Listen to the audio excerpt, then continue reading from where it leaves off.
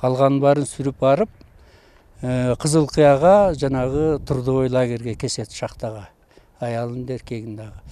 Анан качып баргандар кийин анан тополоңдо ким калды, ким кетти билбей калат да булар. Ошолор ок дарыны бардык жокту ушу жерден алган. Өздөрү жасап турган, карамылтык жасалган экен ол убакта обычно. Жакшылыктан биз эч качан үмүт үзгөн эмеспиз. Өлүп баратканда да жакшы деп айтканбыз. Бул эмнени билдирет? Биз келечегибиз бар.